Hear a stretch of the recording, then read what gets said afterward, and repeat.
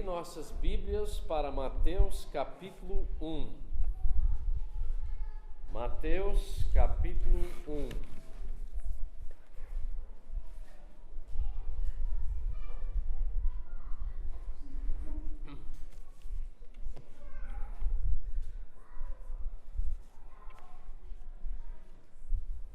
Hoje é domingo, terça-feira é o quê? Véspera de Natal e quarta-feira, Natal. Não é isso? Faltam 3 dias. Eu não sei se alguém ainda está correndo para comprar algum presente final de Natal. Eu me lembro, um ano nos Estados Unidos, nós íamos participar de 5 celebrações de Natal. Que lá nós tínhamos os 3 filhos, agora temos Marcos e Jéssica aqui, mas naquele tempo tínhamos 3, com suas famílias, e os familiares das noras, além dos pais e da família da Raquel e da minha família. Então eu sei que aquela vez deu 5 celebrações de Natal e 32 presentes. Agora, quer dar um frio na barriga do pai da família, 32 presentes é coisa, né? E eu me lembro, faz alguns anos, mas eu me lembro de correr com a Raquel para cá e para lá, e é porque a Raquel vai buscando uma coisa e outra, e a gente foi trabalhando, e finalmente, quando chegou aquele período natalino das 5 celebrações, 32 presentes, eu estava, o quê? Cansado, exausto, e eu fiquei pensando, será que este é o verdadeiro sentido do Natal? Será que é isso? E eu me lembrei em Mateus capítulo 2 que uns homens sábios chamados magos vieram de longe, talvez até 1.500 quilômetros. Não sabemos exatamente a distância, mas não era pouca a distância de camelo. Então, certamente tiveram uma viagem longa, exaustiva, um deserto ardendo de calor. Mas sabe o que diz desses sábios? Em Mateus capítulo 2 e versículo 10. Vendo eles a estrela, caíram de exaustidão. É o que diz aí? Alegraram-se com grande e intenso júbilo. Natal deve ser um período de grande e intenso júbilo. Não deve ser um período de cansaço, onde estamos exaustos. Então, hoje à noite, nós queremos voltar a Mateus capítulo 1. Temos 2 relatos do nascimento de Jesus, este de Mateus e também o de Lucas, que vamos ver um pouquinho também e procurar ver hoje à noite qual o verdadeiro sentido de Natal. Não queremos que este ano Natal passe e nós perdemos este sentido verdadeiro do Natal. Mateus capítulo 1, versos 18 a 25, se puderem ficar em pé, convido-vos a fazer isso enquanto eu faço essa leitura. Se puder subir um pouquinho, o frio tá bom, é só subir o ventilador. Mateus 1, verso 18. Ora, o nascimento de Jesus Cristo foi assim: estando Maria, sua mãe, desposada com José, sem que tivessem antes coabitado, achou-se grávida pelo Espírito Santo. Mas José, seu esposo, sendo justo e não a querendo infamar, resolveu deixá-la secretamente. Enquanto ponderava nestas coisas, eis que lhe apareceu em sonho um anjo do Senhor, dizendo: José, filho de Davi, não temas receber Maria, tua mulher, porque o que nela foi gerado é do Espírito Santo. E ela dará à luz um filho, e lhe porás o nome de Jesus, porque ele salvará o seu povo dos pecados deles. Ora, tudo isso aconteceu para que se cumprisse o que fora dito pelo Senhor por intermédio do profeta: eis que a virgem conceberá e dará à luz um filho, e ele será chamado pelo nome de Emanuel, que quer dizer Deus conosco. Despertado José do sono, fez como lhe ordenara o anjo do Senhor e recebeu sua mulher. Contudo, não a conheceu, enquanto ela não deu à luz um filho, a quem pôs o nome de Jesus. Vamos orar. Nosso eterno Deus e Pai, nós te louvamos por sua palavra, nós te louvamos por tão grande amor demonstrado na pessoa do Senhor Jesus Cristo, e queremos que nesta noite, ó Deus, o Senhor nos ajude a fixar os nossos pensamentos na sua palavra, na sua pessoa, e que nesta noite saiamos daqui entendendo, nos lembrando novamente do verdadeiro sentido do Natal. Pedimos, ó Deus, e te agradecemos, em nome de Jesus. Amém. Podeis sentar? Então, hoje à noite nós queremos, olhando essa pergunta, qual o verdadeiro sentido do Natal, nós queremos ver 3 verdades aqui em Mateus capítulo 1 sobre Natal. Primeiramente, Natal é um presente divino, é um presente de Deus. E este presente veio de uma maneira muito especial. E nós queremos nos relembrar de como veio este presente tão especial que é o Natal. Primeiramente, este presente foi concebido de modo sobrenatural. A Raquel até vai colocar aqui o esqueleto do esboço, se quiseres notar e depois olhar em casa um pouco na semana, pode. Sobrenatural.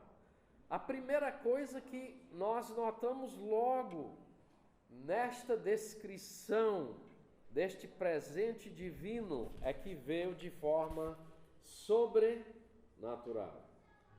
Mateus 1:18. Estando Maria, sua mãe, desposada com José, eram 3 períodos no casamento judaico, e esse período do despojo era o segundo período, onde não se convivia juntos ainda, mas era considerado já casado.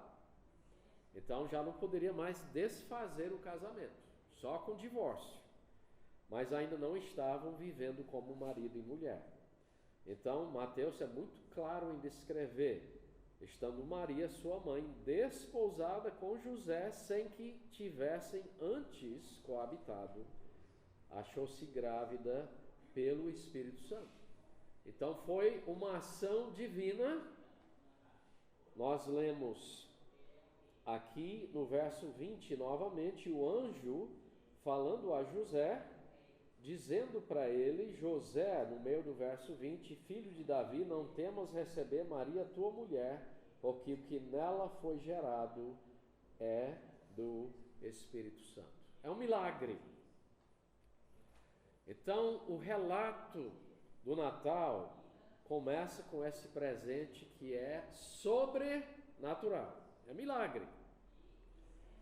Interessante, em verso 19, voltando aqui, José, quando ele descobriu, porque obviamente a gravidez da Maria chegou num ponto que ficou claro que ela estava grávida. Então ele, sendo justo, verso 19, não a querendo infamar, resolveu deixá-la secretamente. Ele podia ter um divórcio público, expô-la publicamente, ou fazer a coisa de maneira bem particular, sem ninguém saber. Então ele resolveu, o amor dele tão grande pela Maria, ele então não queria a infamar, ele resolveu então deixá-la secretamente. Interessante, eu não sei se você já parou para pensar essa situação, eu já imaginei muitas vezes como é que a Maria estaria numa situação dessa, grávida, se ela for dizer para José, será que ele vai acreditar? Não, essa gravidez tem nada a ver com homem nenhum na face da terra, isso aqui foi uma coisa sobrenatural de Deus. Imagino eu que a Maria pensou, José não vai poder acreditar nisso. Como o anjo veio a Maria, Lucas 1, também o anjo então aparece a José. Interessante como é o tempo de Deus. Porque para mim, eu já ia pensar, já está passando do tempo, Deus, era para já ter mandado um anjo falar. Não, Deus tem o seu tempo. Perfeito.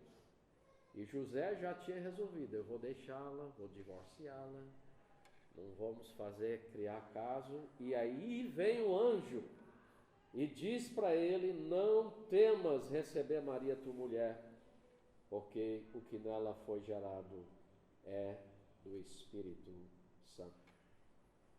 E depois em verso 23, Mateus cita, que é uma virgem que iria conceber e dar à luz um filho.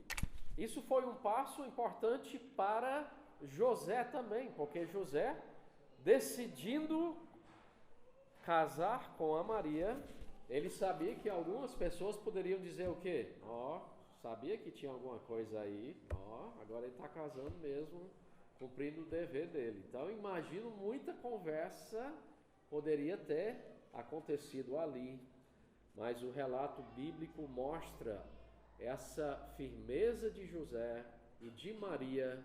O anjo falou primeiro a Maria, depois agora temos o relato a José, e podemos ver então o nascimento, a concepção sobrenatural desse presente divino, concebido de modo sobrenatural. Segunda coisa desse presente. Agora vamos para Lucas capítulo 2. Lucas capítulo 2 e ver mais algumas coisas. Como veio esse presente?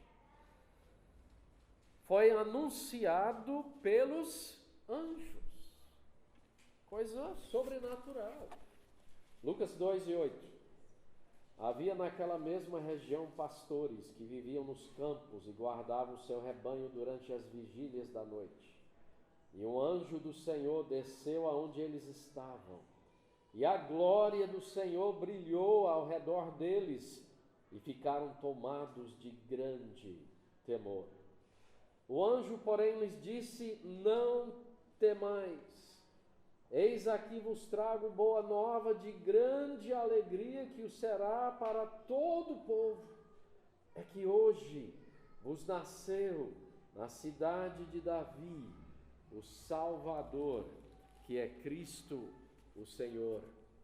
E isto vos servirá de sinal: encontrareis uma criança envolta em faixas e deitada em manjedoura.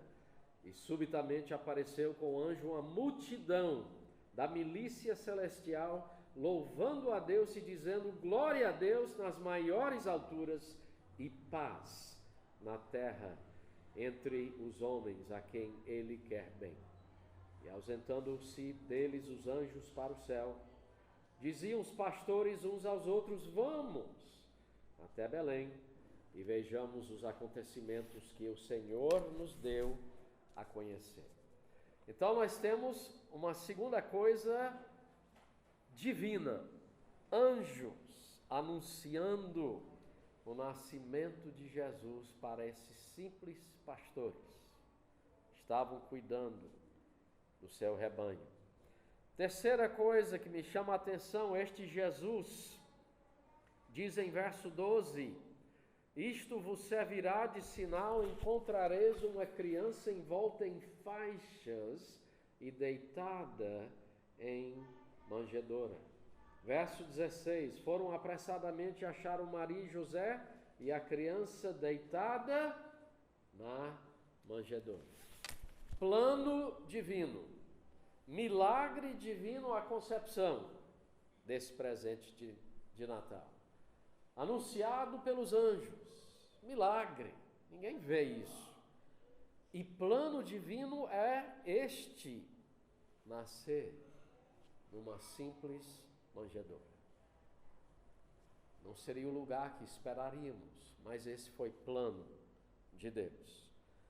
Voltando a Mateus capítulo 2, mais outra coisa, como veio esse presente? Dirigido pela estrela. Mateus capítulo 2, verso 1.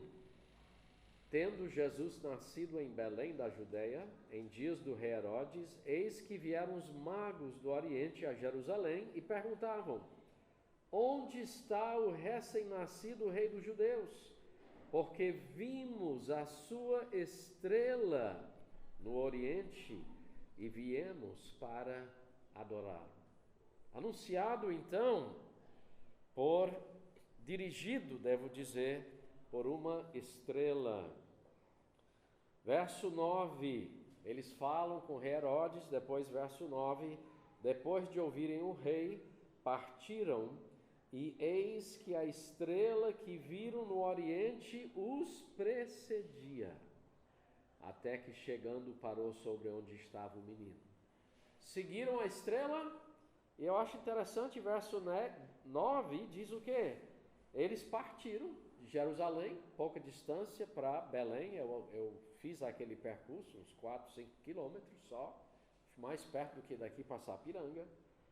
E o que acontece quando eles partiram, a estrela, então, esteve lá novamente. E eles então, vendo aquela estrela, se alegraram com grande, intenso júbilo. Verso 11 e verso 12, foi adorado pelos homens esse presente. A última coisa que quero falar sobre como esse presente especial veio adorado pelos homens. Verso 11, entrando na casa, viram o menino com Maria sua mãe, prostrando-se, o adoraram, e abrindo seus tesouros, entregaram-lhe suas ofertas, ouro, incenso e mirra. Que coisa! Presente divino. Veio de maneira muito especial. Eu acho tão lindo que Mateus aqui está escrevendo para judeus. Jesus era judeu, veio para o seu povo.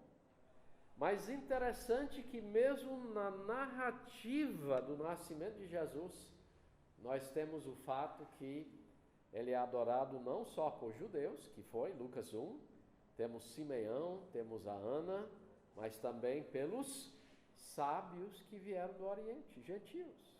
E a gente vê esse amor de Deus demonstrado a tanto judeus quanto gentios. Veio para o que era seu, os seus não o receberam, mas a todos quantos o receberam, deu-lhes o poder de serem feitos filhos de Deus, a saber, aos que creem no seu nome, de João, sobre este Jesus.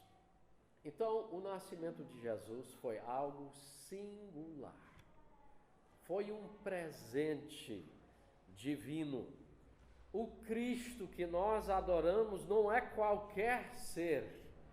O Cristo que nós adoramos é o Filho do Deus eterno, gerado pelo Espírito Santo, nascido como criança, como um bebê. Mas ele, sim, é o Filho de Deus. Natal, então, é Jesus, o presente de Deus para nós. Talvez vocês lembrem de algum nascimento, né? De algum filho seu, ou nascimento de outra pessoa que marcou a sua vida, né? A Jéssica está aqui com a mãe dela, não sei como é que foi o nascimento da Jéssica, né? Se a mãe lembra, mas eu lembro muito bem o nascimento do nosso primeiro filho, o André. Eu me lembro que saí do hospital com tanta alegria, correndo para avisar os meus pais, estavam lá no culto, os outros missionários estavam no culto de oração, e eu tão feliz com o nascimento do meu filho. Mas nem se compara com esse nascimento aqui, né? Não tinha estrela apontando onde nasceu o meu filho, né? Não tinha anjos aparecendo, talvez a Raquel viu estrelas, né? Talvez a única estrela que viu no meio das dores, eu não sei. Não vieram sábios do Oriente para entregar ouro, né? Que teria sido bom, os gastos lá do hospital, não tinha nada disso. Porque só um nascimento foi tão especial. E nós nunca podemos esquecer o verdadeiro sentido do Natal. Natal é um presente divino, mas é mais do que isso. Voltando a Mateus capítulo 1, além de ser um presente divino, Natal é uma pessoa divina. E vamos olhar com cuidado aqui em Mateus capítulo 1, porque além de vir de maneira especial, um presente especial, esse presente tinha nomes especiais. Primeiramente, ele é chamado Jesus. Em versículo 21, ela dará à luz um filho e lhe porás o nome de Jesus. Versículo 25, capítulo 1 de Mateus: contudo, José não a conheceu enquanto ela não deu à luz um filho, a quem pôs o nome de Jesus. Interessante, em Lucas, o anjo diz a Maria: o seu nome será Jesus. O anjo Gabriel fala isso. Esse nome é muito especial. Esse nome vem do hebraico Yeshua e significa o Senhor é salvação. Vem do nome Josué, que nós falamos no Antigo Testamento. E o povo judeu esperava este Jesus. Era um povo sofrido, e eles ansiavam pelo dia que viria este Yeshua, este Jesus. Então era um nome muito especial para os judeus. O segundo nome que ele teve, nós encontramos aqui em Mateus capítulo 1, versículo 1. Livro da genealogia de Jesus Cristo. Verso 16: Jacó gerou a José, marido de Maria, da qual nasceu Jesus, que se chama o Cristo. Verso 18: ora, o nascimento de Jesus Cristo. Esse nome também muito importante, muitas vezes vai junto com Jesus. E o nome Cristo vem do grego, que era a linguagem que se falava no período em que Jesus nasceu, e esse nome significa o ungido de Deus, o Messias. Esse Messias prometido, os judeus esperavam por esse Messias. Parecia impossível que essa promessa se realizasse. Interessante que eu lendo hoje em Lucas capítulo 1, vê se eu acho aqui, verso 37.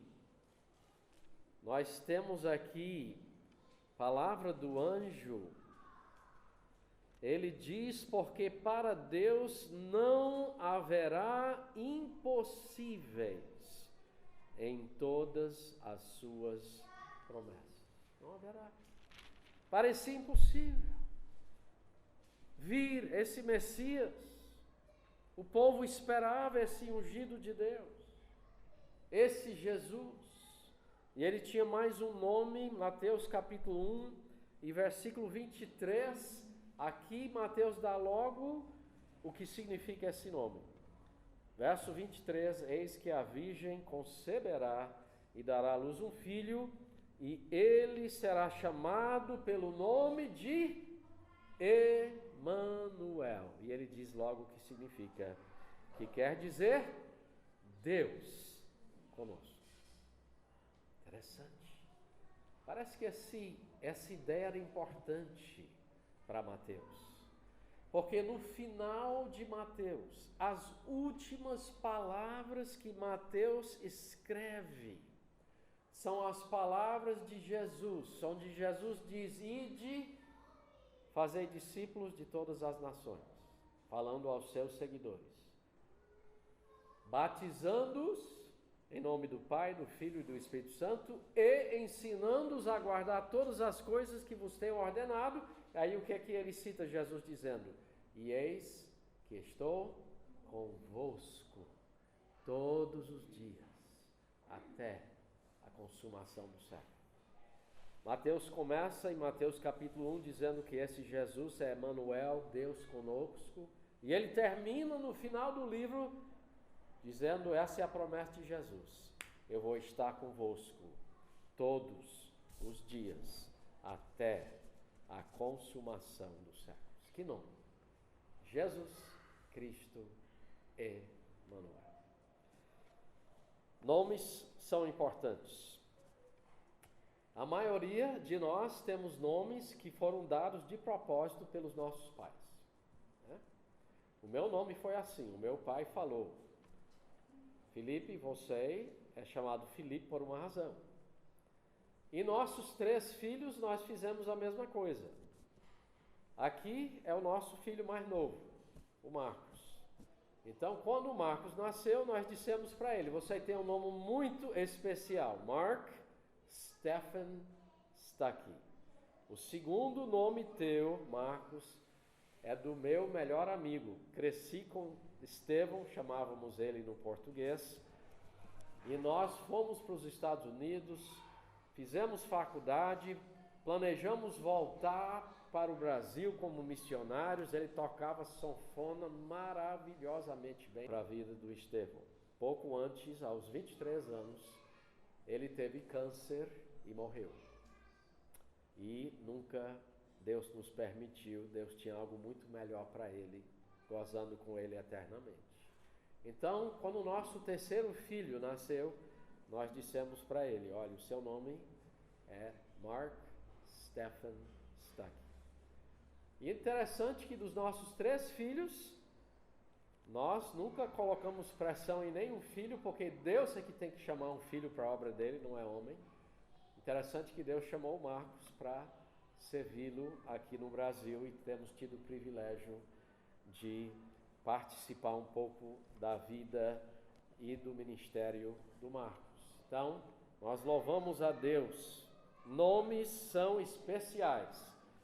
Na verdade, tem um lá no Nordeste que eu não sei porquê, começaram chamando ela de Nenê, e até hoje o nome dela é Nenê. Já tem quase 50 anos, mas a maioria tem nome bem especial dado pelos pais, né? Tem alguma razão. Agora, o nome do Marcos Stephen Stuckey, nós escolhemos pouco antes dele nascer, porque eu pensei que o Marcos ia ser uma guria. Eu já tinha 2 guris, então nome de guria eu já tinha há muitos anos, mas Deus nos deu um guri. E o Marcos tem 2 filhos, Samuel e James, e agora a Jéssica vai ganhar outro, E eu não sei se vai ser guri ou guria. Vamos ver como é que vai ser essa situação, né? Mas o nome de Jesus foi escolhido 500 anos ou mais antes que ele nasceu. Os profetas no Antigo Testamento já tinham sido ditos que este seria o nome dele. Interessante, um nome escolhido com tanto cuidado.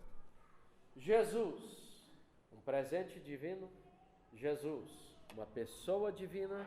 E mais uma coisa que queremos refletir hoje à noite: Natal, além de ser um presente divino e uma pessoa divina, Natal também é um propósito divino.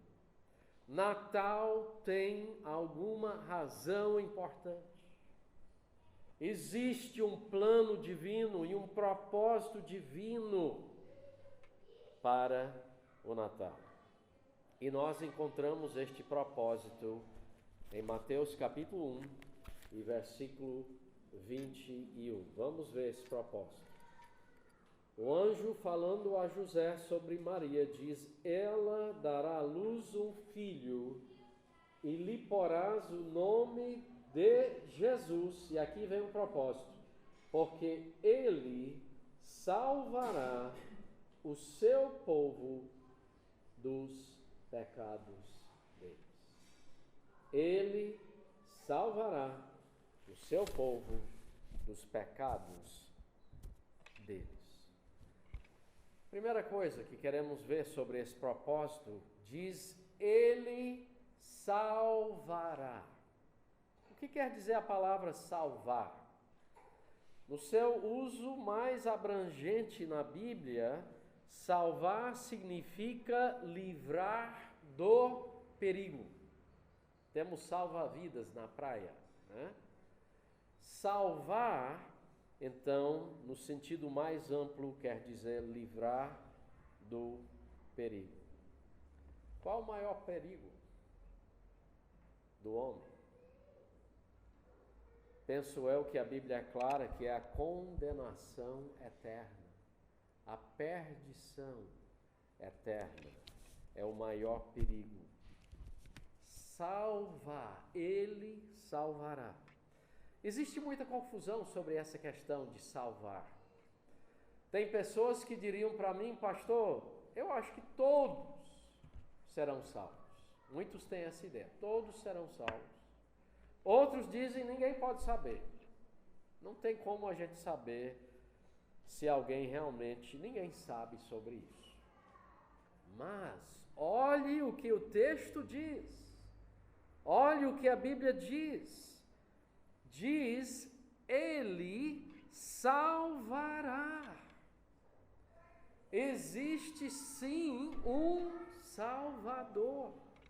A Bíblia é muito clara sobre esta questão.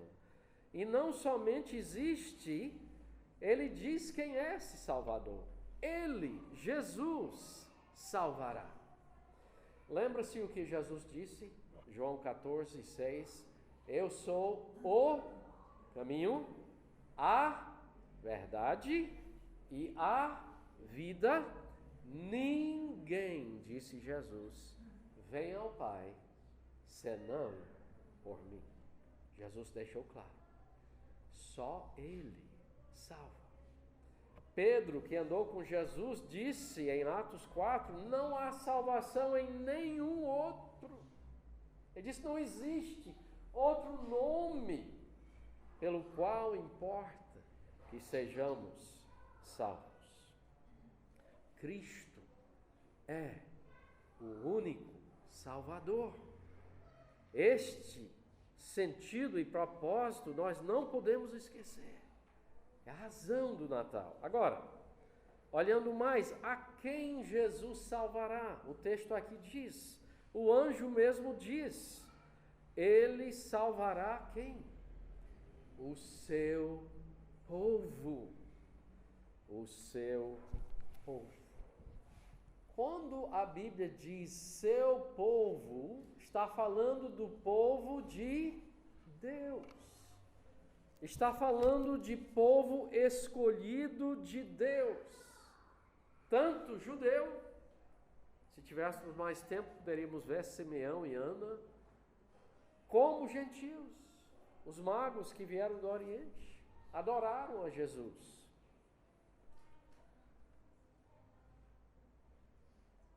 Mateus, ou João, quero dizer, disse, nós já citamos, a todos quantos o receberam a Jesus, deu-lhes o poder de serem feitos filhos de Deus. Como? A saber, aos que creem em seu nome. Eu gosto da estrela, porque a estrela nos faz lembrar que tem pessoas de todos os povos, raças, tribos e nações que Deus há de salvar. É só ler em Apocalipse essa verdade. Então, Pedro novamente fala isso em 1 Pedro capítulo 2. Vou ler aqui. 1 Pedro capítulo 2. Pedro diz: vós, porém, sois raça eleita, sacerdócio real, nação santa, povo de propriedade exclusiva de Deus, a fim de proclamardes as virtudes daquele que vos chamou das trevas para a sua maravilhosa luz. Vós, sim, que antes não erais povo, mas agora sois povo de Deus, que não tinhais alcançado misericórdia, mas agora alcançastes misericórdia.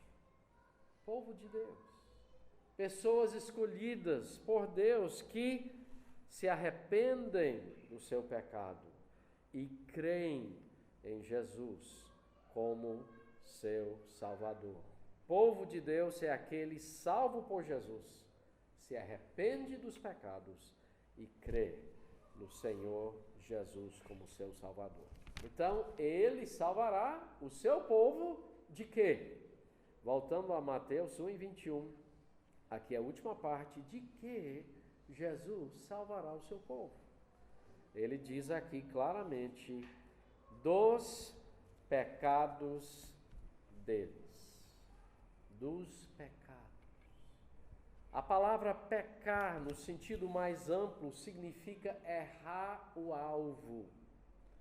Mas no sentido mais específico deste texto, pecado, poderíamos dizer, é tudo que fazemos que se opõe a Deus. Tudo que a pessoa faz que se opõe a Deus e leva à morte. Esse é pecado. Neste sentido bem claro aqui neste texto. O problema do homem, muitas vezes a gente lê pessoas dizendo, é o problema principal do homem. Eu já vi alguns dizendo que o problema do homem, falta de saúde. É um problema, mas não é o principal. Falta de segurança é um problema. Lá em Fortaleza tem o município mais perigoso do Brasil. E nós pastoreamos uma igreja naquele município por muitos anos. Não é o problema principal do homem. Não é falta de saúde, não é falta de segurança, não é falta de tesouro, de riqueza nessa vida. Outros dizem, não, se eu tivesse uma renda assim, perfeito. Não. O problema principal do homem é falta de saúde eterna. Esse é um problema. É falta de segurança eterna. Esse sim, problema. É falta de tesouro, riqueza eterna. O que o homem mais precisa é perdão dos seus pecados. Esse é o que o homem mais precisa. E Jesus disse o quê? Ou o anjo falou de Jesus, ele salvará o seu povo dos pecados deles. Interessante.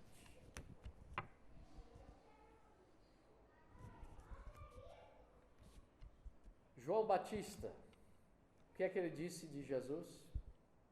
Eis Cordeiro de Deus que tira o pecado do mundo. O próprio Pai, o que é que ele disse do seu Filho Jesus? Este é o meu Filho amado, em quem me compraz. O que Jesus disse de si mesmo? Eu sou o caminho, a verdade, a vida.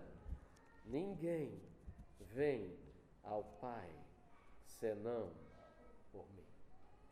E hoje à noite nós precisamos então ver o que nós vamos fazer com esse Jesus. Natal, o verdadeiro sentido de Natal é um presente divino, é uma pessoa divina e é um propósito divino. Resumindo em poucas palavras, Natal é Jesus. E nós precisamos pensar, o que é que eu vou fazer com esse Jesus? Será que nós vamos celebrar mais uma ceia de Natal sem Jesus? Muitas pessoas fazem isso, infelizmente. Jesus está longe. Será que vamos para mais um passeio natalino sem Jesus? Mais uma festa de Natal sem Jesus? Eu espero que nós reflitamos o sentido verdadeiro do Natal. Presente divino, pessoa divina, propósito divino. Que nós não nos esqueçamos disso. Eu li uma coisa que muito me fez pensar sobre isso.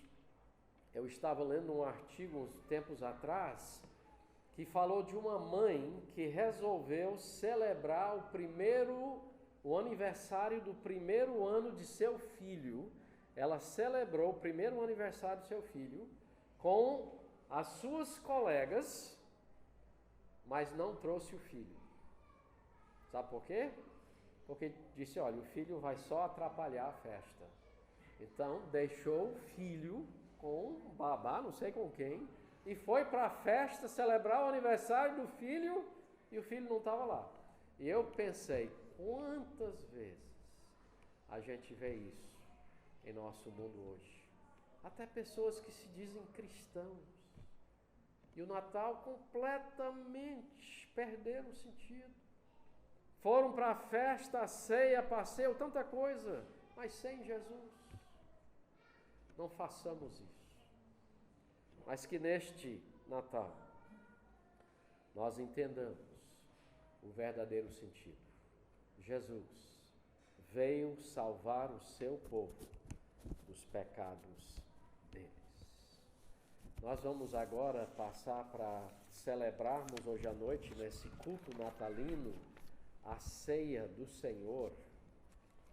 E eu convido-vos para irem a 1 aos Coríntios, capítulo 11.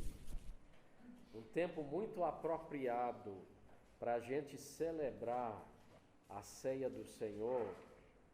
Se este é o sentido de Natal, propósito, Ele salvará o seu povo dos pecados deles. Então, nada melhor do que neste dia, neste domingo, a gente celebrar a ceia do Senhor. João 3,16, se souber, pode citar comigo. Porque Deus amou ao mundo de tal maneira que deu seu Filho unigênito, para que todo que nele crê não pereça, mas tenha a vida eterna. 1 aos Coríntios, capítulo 11, quero ler aqui alguns versículos para nos preparar para a ceia hoje à noite, para o término da pregação vai ser a ceia.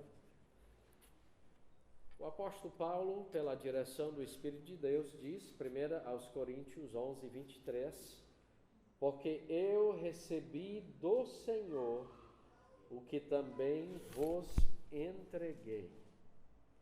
Que o Senhor Jesus, na noite em que foi traído, tomou o pão e, tendo dado graças, o partiu e disse: isto é o meu corpo que é dado por vós. Fazei isto em memória de mim. Por semelhante modo, depois de haver ceado, tomou também o cálice, dizendo: este cálice é a nova aliança do meu sangue. Fazei isto todas as vezes que o beberdes, em memória de mim. Porque todas as vezes que comerdes este pão e beberdes o cálice, anunciais a morte do Senhor até que ele venha.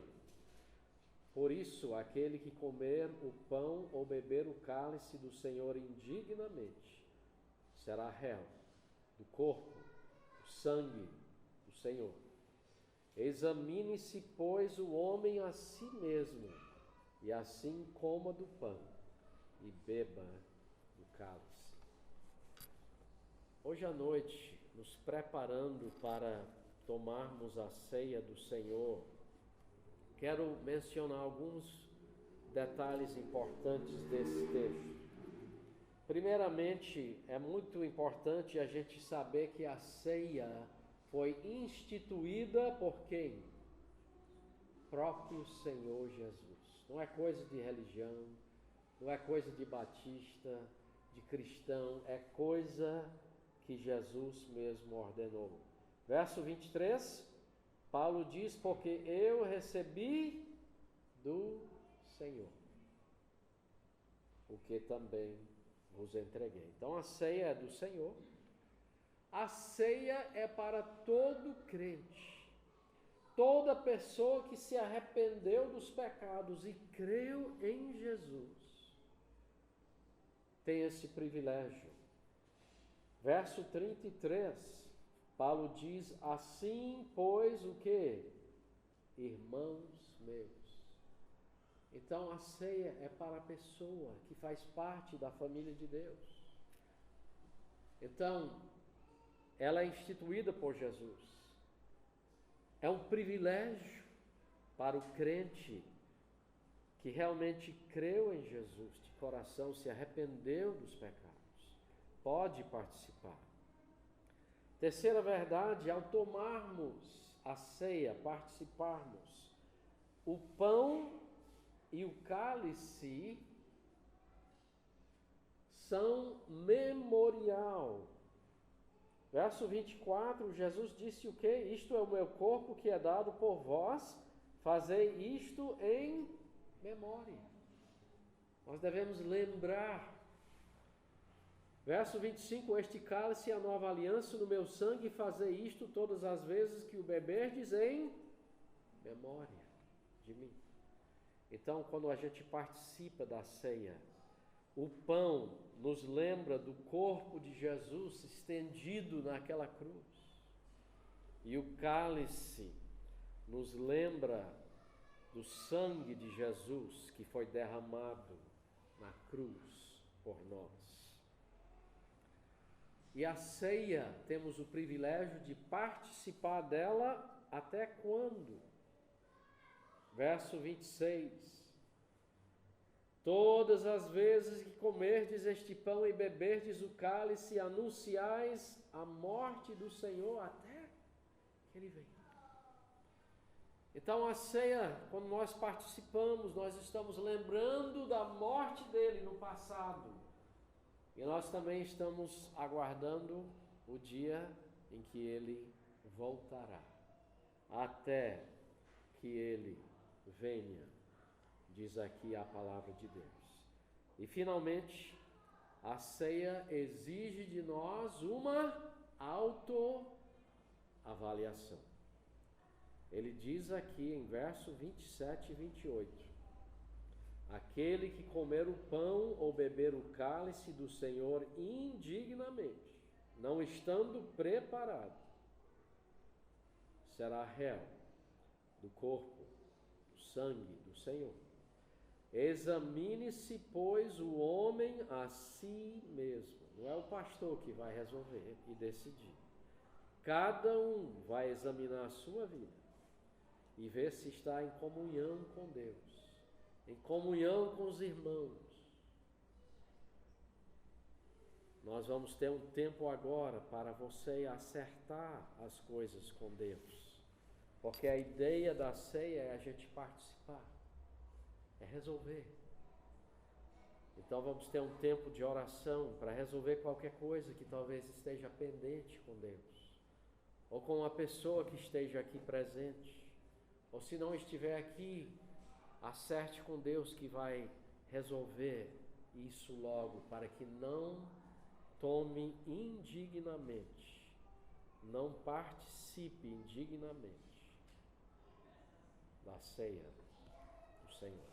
Então vamos agora para esse período, alguns momentos, cada um orando, se preparando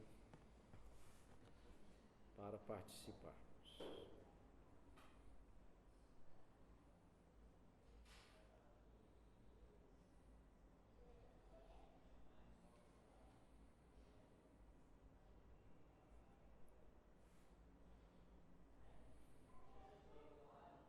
Nosso Deus e Pai, é um privilégio tão grande nos lembrar neste dia que Jesus nasceu para dar a sua vida na cruz. Jesus nasceu para salvar o seu povo dos pecados deles. Ó Deus, é um privilégio que o Senhor nos salvou. É um privilégio, ó Deus, poder ter nos arrependido dos pecados e crido no Senhor Jesus.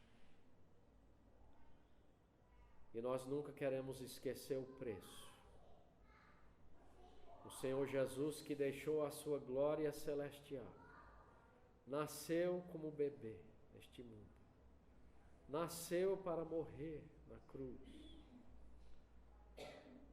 para que todo aquele que nele crê não pereça, mas tenha a vida eterna. Queremos, ó Deus, nesta noite participar com corações preparados, nos lembrando do verdadeiro sentido do Natal nesta noite. Nós te louvamos por Jesus, e é no nome precioso dele que nós a te oramos. Amém.